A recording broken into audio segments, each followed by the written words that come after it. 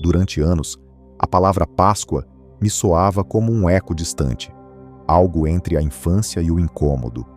O cheiro da colomba, o silêncio das igrejas e uma promessa que ninguém sabia explicar direito.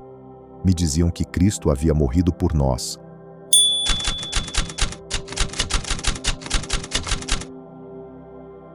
Mas eu olhava ao redor e via o mundo, ainda ferido.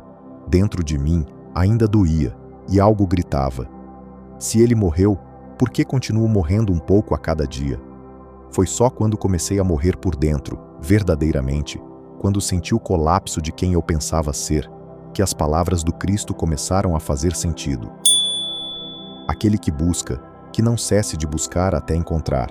Quando encontrar, ficará perturbado, e perturbado ficará maravilhado, e então reinará sobre o todo, do Evangelho de Tomé.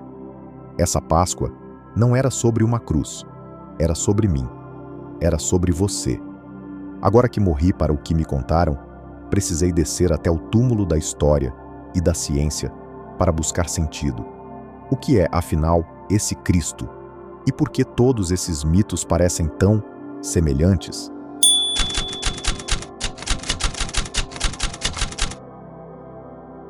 Desde criança, me intrigava a imagem do Cristo crucificado, não apenas pelo sofrimento, mas pela pergunta que ninguém parecia responder.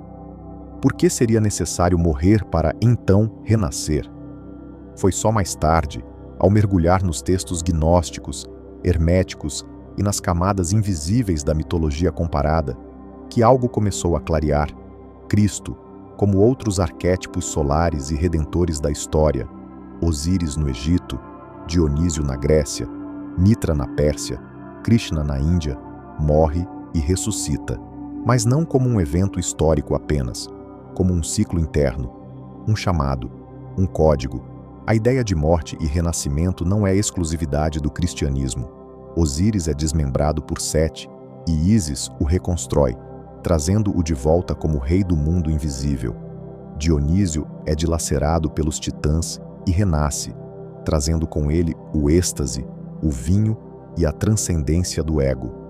No ciclo das estações, Perséfone desce ao submundo e retorna, marcando a renovação da terra. Todos esses mitos falam da mesma espiral. A alma que desce, esquece, morre, para então lembrar, ascender e se tornar consciente de si. Na Páscoa, a crucificação simboliza essa morte. Mas a cruz, antes de ser um instrumento de tortura, era um símbolo cósmico. Os 4 elementos, os 4 pontos cardeais, o eixo da realidade. Na cruz, o espírito é fixado na matéria, e ao atravessá-la, renasce, agora lúcido, agora desperto. Na tradição gnóstica, preservada em textos como o Evangelho de Tomé, o Evangelho de Filipe e a Pistis Sophia, o Cristo não é só uma figura histórica, ele é uma centelha interior, um fractal do Uno, um holograma completo, contido em cada alma. O renascimento, aqui, não é literal, é um despertar da consciência, é recordar que você não é apenas matéria e tempo, mas luz e eternidade. Talvez a cruz não seja apenas um símbolo de sofrimento, mas um diagrama geométrico, uma antena interdimensional, um ponto de interseção entre o vertical, espírito, e o horizontal, matéria. Quando morremos para o ego, o eu, condicionado, limitado, identitário, abrimos espaço para que o eu superior, o Cristo interno, desperte.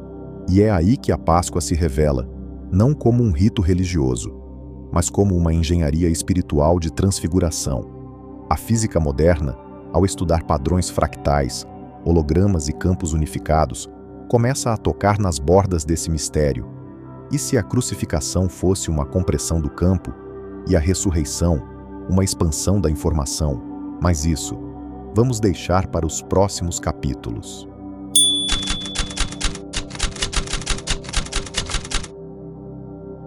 Eu me perguntava, se o universo é um campo de energia interconectado, como dizem os físicos quânticos, e se cada parte contém o todo, como nos hologramas, então onde está o Cristo? A resposta veio como uma revelação silenciosa. Ele está em mim, em ti, em tudo. David Bohm, físico e discípulo de Einstein, propôs a ideia do universo holográfico. Segundo ele, o que percebemos como realidade sólida é apenas uma projeção de um nível mais profundo e ordenado da existência, que ele chamou de ordem implícita. Em um holograma, cada parte contém informação sobre o todo. Assim também seria a nossa consciência, fractal do Uno. Cristo, neste contexto, seria o arquétipo do fractal desperto, a centelha que recorda sua fonte e acende a chama em outras. A geometria sagrada, usada em catedrais, mandalas e até nos arranjos moleculares, nos mostra que o padrão se repete em espirais, em galáxias, em conchas, em nós. O Cristo não é um evento único, é um padrão que pulsa, ressoa, se revela em ondas, e ao despertar, o eu deixa de se perceber como um fragmento separado e passa a se entender como holograma do todo. A ascensão do Cristo também pode ser vista simbolicamente como o movimento da energia vital pela espinha dorsal, a Kundalini. 3 canais energéticos, Ida, Pingala e Sushumna, sobem pela coluna como serpentes entrelaçadas, cruzando chakras até o topo da cabeça. A espinha torna-se a árvore da vida. O crânio, Gólgota, onde o Cristo foi crucificado, se torna o templo da iluminação. Morrer na matéria é permitir que essa energia latente se liberte. E ressuscitar é quando ela atinge o ápice, a coroa, o eu superior, o Cristo interno. A física de ponta fala de campos morfogenéticos, Rupert Sheldrake, que armazenam e transmitem padrões de comportamento. Entrelaçamento quântico, onde partículas separadas por distâncias astronômicas reagem instantaneamente. Teoria das cordas, que sugere múltiplas dimensões vibrando em harmonia. Essas ideias ecoam ensinamentos milenares, do Vedanta ao Hermetismo, da Cabala à Gnose. O que chamamos de Cristo pode ser a ressonância mais elevada do campo unificado, o ponto zero da consciência. E se a ressurreição de Cristo não fosse um milagre isolado no tempo, mas um evento quântico replicável no campo humano? A cada vez que você rompe com o ego, com o medo, com o passado, você morre. A cada vez que você se reconecta com sua essência, com a verdade, com o agora, você ressuscita. Essa é a Páscoa holográfica, o renascimento do eu verdadeiro, codificado nos fractais do universo. Talvez o Cristo não tenha vindo para ser adorado, mas para ser replicado, como um modelo quântico de transfiguração, uma frequência de despertar.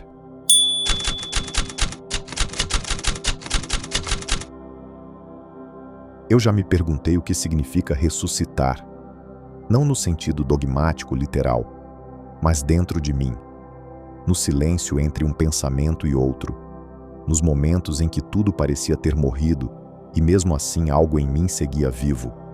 A Páscoa, que vem do hebraico Pesach, passagem, é antes de tudo um rito de transição, e em sua versão mais esotérica, ela acontece dentro da psique, o ego com seus desejos, apegos, ilusões e medos. É a parte de nós que precisa morrer na cruz, mas essa cruz não está lá fora. Ela está no centro do peito, onde o eixo vertical, espírito, se cruza com o horizontal, matéria. A crucificação não é punição, é transcendência. É no ponto de dor que algo se rompe. É no colapso do eu antigo que o novo eu sou nasce. A verdadeira ressurreição não é física, é vibracional.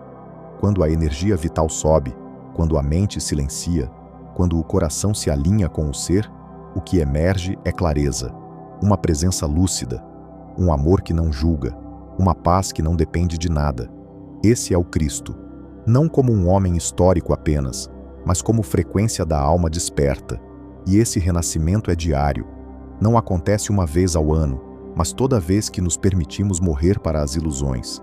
Nas escolas gnósticas, falava-se da segunda morte, aquela que liberta o espírito da prisão da ignorância. No hermetismo, aprendemos que o que está abaixo é como o que está acima, e que a transformação é um espelho entre mundos. No Oriente, a iluminação de Buda sob a figueira é o mesmo símbolo da ressurreição crística, e na alquimia, A putrefação do chumbo, ego, é o início do nascimento do ouro filosófico, consciência superior.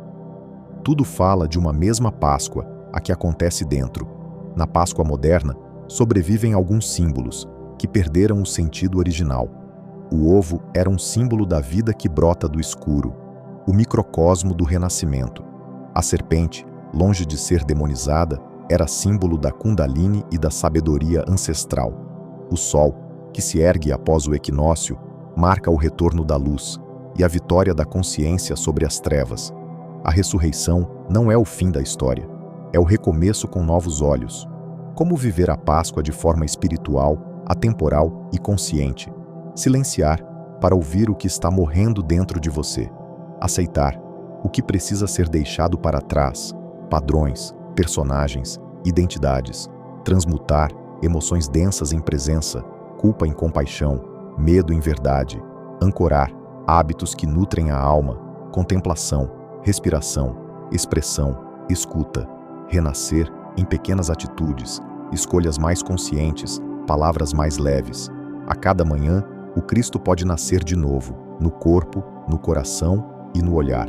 A ressurreição de Cristo não é uma lembrança religiosa, é um convite quântico e eterno, um chamado sutil para que você rompa o véu e desperte o holograma divino que dorme em seu DNA.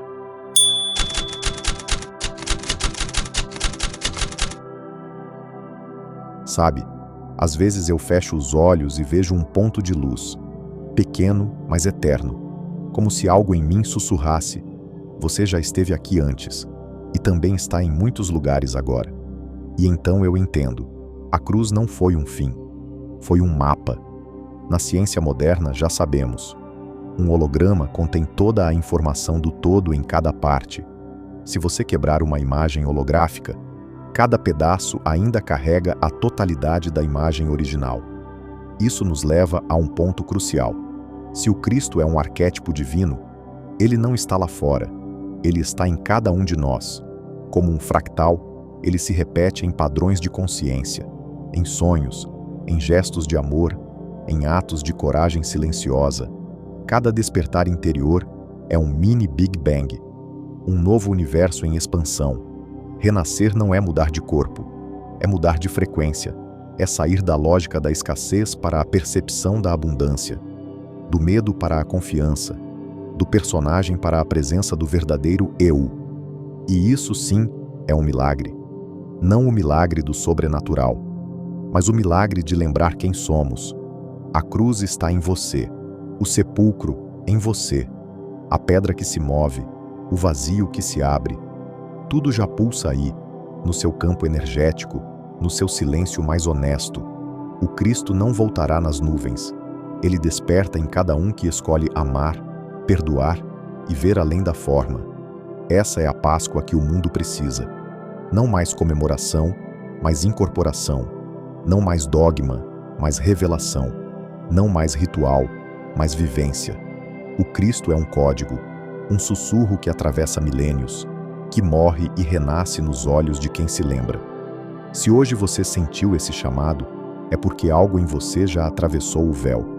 E o próximo passo é seu.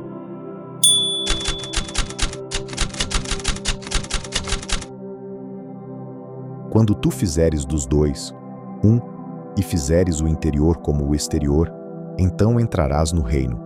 Evangelho de Tomé. Respiro fundo e convido você a fazer o mesmo. Não com os pulmões, mas com o coração, com aquilo que vibra antes mesmo de sabermos que existimos. Fomos conduzidos, juntos, por esse percurso onde ciência, símbolo e silêncio se entrelaçam. Agora, neste ponto, talvez possamos perguntar com honestidade radical: quem é Cristo? E o que exatamente está renascendo? Será uma figura histórica ou um evento cósmico que acontece dentro de cada célula viva, a cada ciclo de vida, morte e renascimento? Cristo aqui não é apenas Jesus. Cristo é o holograma original do ser. É a possibilidade adormecida que pulsa na alma de cada um. É a serpente que dorme na base da coluna e que um dia, pelo fogo do despertar, se ergue, não para morder, mas para iluminar. Em um universo de vibração, Tudo é frequência. E o Cristo é a frequência da reintegração com o todo. Na mecânica quântica, partículas separadas podem se entrelaçar mesmo a distâncias abissais. Na gnose, o eu e o Pai, o Uno, jamais estiveram separados. Na tradição hermética, o que está embaixo é como o que está em cima, porque há um campo unificado, um corpo sutil, uma alma cósmica. Cristo, nesse campo, não é uma crença, mas uma conexão perdida com o centro. É uma vibração que precisa ser escutada com o coração interno, o templo não feito por mãos humanas. A Páscoa é memória viva disso, do ciclo eterno, da crucificação do ego, da morte da ilusão e da ressurreição da consciência.